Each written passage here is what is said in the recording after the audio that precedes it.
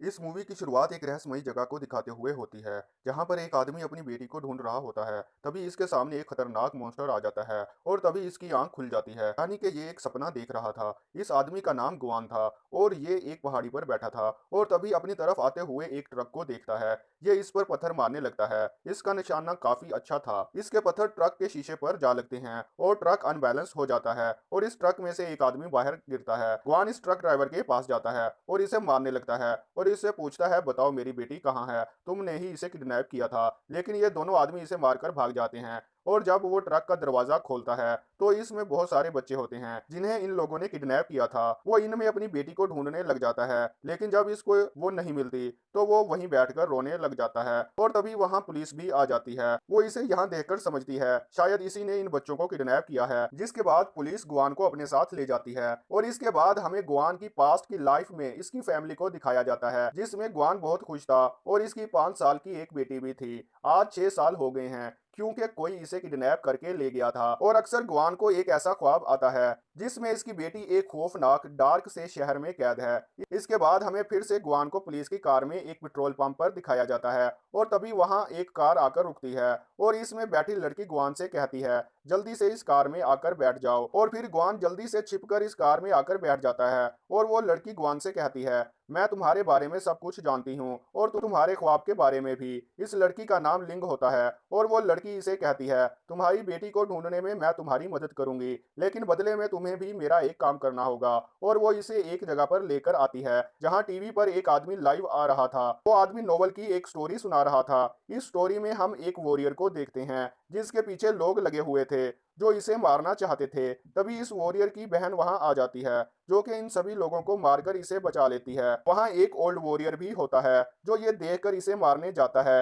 अब वो वॉरियर अपनी बहन को नहीं बचा पाता, लेकिन वो ऊपर आकर इस बूढ़े वॉरियर को मार देता है और इस वॉरियर का नाम कोंगबैंग था। अब इस बूढ़े वॉरियर के शरीर पर लगी शील्ड इसके जिस्म पर आकर चिपकने लगती है। इस तरह वो शील्ड इसके पूरे जिस्म पर कब्जा कर लेती है। इसमें एक आंख भी बन जाती है जो इसका खून पीने लगती है और साथ ही में इससे कहती है, अगर तुम इस मॉन्स्टर को मारने के लिए जा रहे हो तो तुम मुझे भी साथ ले जाना। और जैसे ही वो ये सोचता है, कहानी यहीं पूरी हो जाती है जहां पर वो बिजनेसमैन स्पीच दे रहा था और वो बेहोश हो जाता है। जैसे ही कहानी खत्म होती है, दूसरी तरफ लिंग गुआन से कहती है, नोवेल के आखिर में वॉरियर इस मॉन्स्टर को मारने वाला है, लेकिन अजीब बात यह है कि इस नोवेल का असर असली जिंदगी में भी हो रहा है। नोवेल की जिंदगी और असली जिंदगी आपस में मिक्स हो रही हैं और अगले 3 दिन बाद वॉरियर मॉन्स्टर को मारने वाला है। लेकिन हैरानी की बात यह है कि जब कहानी में मॉन्स्टर को मारने की बात आती है तो मेरे बॉस यानी वो बिजनेसमैन बेहोश हो जाता है। इससे पहले के 3 दिन बाद मेरे बॉस की जान जाए, तुम्हें मेरी मदद करनी होगी,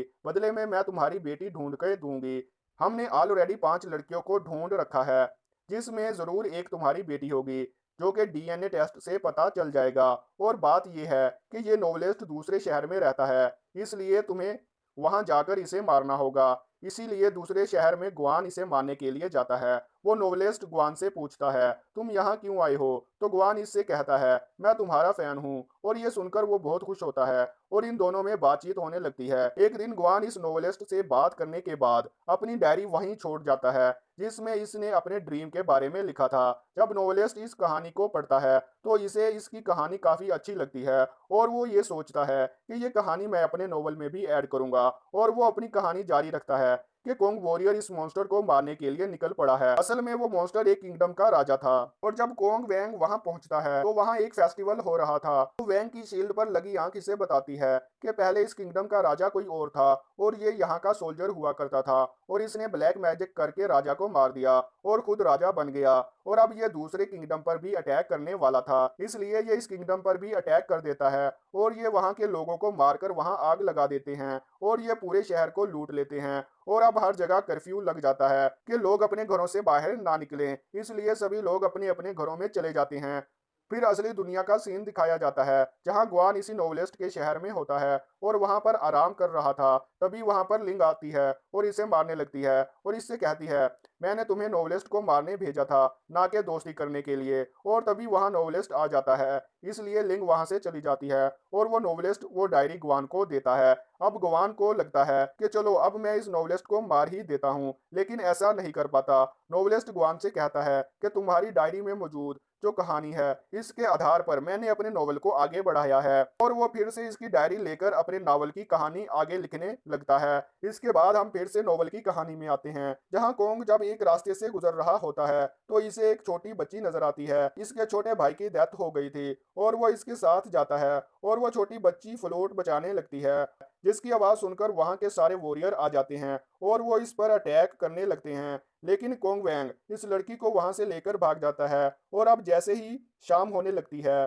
तो उन वॉरियर की ताकत कम होने लगती है और इसका फायदा उठाकर कोंग वैंग इस बच्ची को वहां से लेकर भाग जाता है। तभी हम रियल लाइफ में आते हैं, जहां अब गुआन डिसाइड कर लेता है कि मैं इस नोवेलिस्ट को मार दूंगा। वो इसे एक पत्थर मारता है और वो बेहोश हो जाता है। जैसे ही वो इसे मारने लगता है तो इसे गाने की आवाज आती है जो वो अपनी बेटी के लिए गाया करता था। जब वो इधर जाकर देखता है तो वहां 10-12 साल का लड़का गाना गा रहा था। तो गुआन इससे पूछता है, बताओ तुमने ये गाना कहाँ से सीखा, बताओ मेरी बेटी कहाँ है, मैं हर हाल में अपनी बेटी से मिलना चाहता हूँ। लेकिन वो लड़का इससे डर जाता है और वहां से भागने लगता है और अब गुआन इसका पीछा करने लगता है, जहां वो एक जगह पर पहुंचता है और वो किडनैपर को मारकर इनसे पूछने लगता है कि बताओ मेरी बेटी कहाँ है। तो वो इसे बताता है कि इसे बेहोश करने के लिए मैंने इसे बहुत ज्यादा डोज दे दी थी, इससे अब वो इस दुनिया में नहीं रही। ये सुनकर गुआन को बहुत गुस्सा आता है और वो इसे मारने लगता है और तभी वहां लिंग आ जाती है और इसे अपनी गाड़ी में बिठा लेती है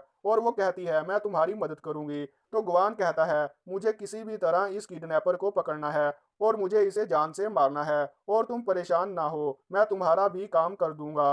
और ये सब बातें लिंक का बॉस भी सुन रहा होता है और वो इससे आकर कहता है अगर मेरी मजबूरी ना होती तो मैं ये काम करने के लिए तुमसे कभी भी ना कहता। जिससे लिंक काफी परेशान हो जाती है। वो अपने बॉस को अपना पिता मानती थी जो कि इनकी मदद करना चाहती थी। दूसरी तरफ हम नोवेल की स्टोरी में कोंग वैंग और इस बच्ची को देखते हैं। वो शहर की गलियों में गुजर रहे थे जहां हर तरफ डेड बॉडीज पड़ी हुई थीं। यहाँ पर कुछ लोग इन पर अटैक करने लगते हैं। तभी वैंग की बाड़ी पर लगी शील्ड बाहर आ जाती है और वो एक क्रिएचर में बदल जाती है जो कि इन पर अटैक करके इन सभी को मार देती है। ऐसा करने के बाद कोंग वैंग वापस से नॉर्मल हो जाता है और दूसरी तरफ वो नोवेलिस्ट काफी जख्मी होता है। वो गुआन से कहता है मैं नहीं जानता कि मुझ पर किसने अटैक किया और दूसरी तरफ वो ये भी बताता है कि मैंने नोवेल में तुम्हारा और तुम्हारी बेटी का भी जिक्र किया है। नोवेल में कोंग वैंग जिस बच्ची के साथ था वो तुम्हारी ही बेटी है जो कि अपने पेरेंट्स को ढूंढ रही है और वो वॉरियर जो इन पर अटैक करने आया था वो इन्हें मारने नहीं बल्कि अपनी बच्ची को बचाने आया था।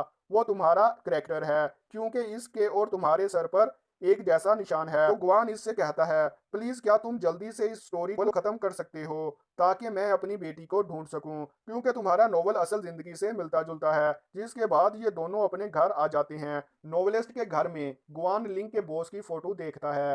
नोवेलिस्ट इसे कहता है ये आदमी और मेरे डैड आपस में दोस्त थे लेकिन मेरे डैड की सीक्रेट तरह से डेथ हो गई जिसका किसी को नहीं पता। और बाहर से लिंक भी ये सारी बातें सुन रही थी जिससे इसे पता चल जाता है कि इसके बॉस झूठ कह रहे हैं कि ये नोवेलिस्ट इसे मारना चाहता है। लिंक समझ जाती है कि नोवेलिस्ट के फादर और मेरे बॉस आपस में बिजनेसमैन थे और लिंक के बॉस ने ही इसके फादर को मारा था और वो सिर्फ एक्टिंग कर रहा था ताकि वो इसके बेटे को भी मार सके। लिंक अपने बॉस को फोन करती है और कहती है मुझे आप पर काफी भरोसा था लेकिन आप अपना काम पूरा होने के बाद मुझे भी मरवा देंगे और मैं तुम्हारा अब कोई भी काम नहीं करूंगी। जिस पर इसके आदमी लिंक को किडनैप कर लेते हैं और दूसरी तरफ गुआन को भी पता चल जाता है कि आखिर स्टोरी क्या है। वो इसे लेकर एक लाइब्रेरी में आ जाता है ताकि वो इसे बचा सके, लेकिन वहां पर लिंक के बॉस के आदमी आ जाते हैं। अब यहाँ पर इन लोगों में लड़ाई होने लगती है। इसके बाद हम नोवेल की दुनिया में आ जाते हैं जहाँ पर कोंग वैंग इस बच्ची के साथ मॉन्स्टर को मारने के लिए जा रहे होते हैं। इस मॉन्स्टर के सारे वॉरियर यानी पहरेदार सो रहे थे क्योंकि रात को इनकी शक्तियां चली जाती थीं। अब वो जोर जोर से इन मॉन्स्टर को आवाज देने लगता है और तभी एक अजीबोगरीब दिखने वाला मॉन्स्टर इसके सामने आता है जिसकी शक्ल दिखने में काफी अजीब सी थी। वो कोंग वैंग को बताता है कि तुम मेरे दोस्त के बेटे हो, मैं तुम्हारे डैड को बहुत पहले ही मार दिया था। मैंने तुम्हें और तुम्हारी बहन को मारने के लिए अपने आदमी भेजे हैं और तुम्हें भी मारना चाहता था लेकिन तुम किसी तरह बच गए। और मॉन्स्टर एक बार फिर से इन पर अटैक करने लगता है और इन दोनों में फिर से लड़ाई होने लगती है। वैंग के शरीर पर लगी वो शील्ड अलग होकर इस मॉन्स्टर से लड़ने लगती है ये मॉन्स्टर काफी ज्यादा ताकतवर था और ये इस शील्ड को पकड़ लेता है और इसे तबाह कर देता है। और अब वो लड़ने के लिए कोंग वैंग की तरफ जाता है, लेकिन वो छोटी बच्ची फिर से बांसुरी बजाने लगती है ताकि इसका ध्यान बटा सके। ये देखकर उस मॉन्स्टर को काफी गुस्सा आता है और इसके पेट में से कुछ टेंटिकल्स निकलते हैं जो इस बच्ची को खींचकर अपने अंदर ले जाते हैं। अब हम असली दुनिया में देखते हैं कि नोवेलिस्ट पर किसी ने अटैक कर दिया है और इसकी कहानी अधूरी रह गई है। लिंक भी किसी तरह से बचकर इसकी मदद करने के लिए यहाँ आ जाती है। इसके बाद ये नोवेलिस्ट को हॉस्पिटल में लेकर जाते हैं। वहां पर लिंक का बॉस भी इस बात को मान लेता है कि मैं नोवेलिस्ट को मारना चाहता हूं और इसके पीछे की सच्चाई क्या है। जब गुआन को सारी बात समझ आ जाती है तो वो खुद डिसाइड करता है कि अब वो नोवेल को पूरा करेगा, क्योंकि भले ही लिंक का बॉस इस नोवेल से कनेक्ट होने की एक्टिंग कर रहा था, लेकिन नोवेल में मौजूद वो बच्ची सच में गुआन की बेटी थी। तो लिंक का बॉस इसे रोकने के लिए आता है, लेकिन लिंक इसे पीछे से धकेल देती है। वहीं दूसरी तरफ गुआन का फिक्सिंग करेक्टर था, जिसके चेहरे पर वो निशान था, क्योंकि इसे भी समझ आ जाता है कि इसका मॉन्स्टर राजा धोखेबाज है, जैसे ही असल दुनिया में लिंक का बॉस धोखेबाज था।